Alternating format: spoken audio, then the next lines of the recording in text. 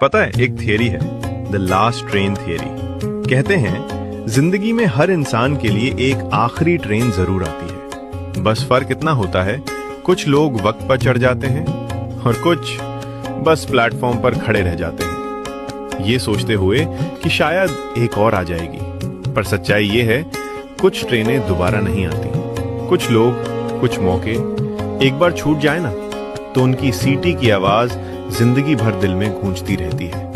और अजीब बात यह है, जब तुम आखिरकार तैयार होते हो तब प्लेटफॉर्म खाली होता है। तब एहसास होता है कि रुकने में जो वक्त लगाया वही तुम्हारी सबसे बड़ी कीमत थी। इसलिए अगर कभी जिंदगी तुम्हें कोई मौका दे या कोई ऐसा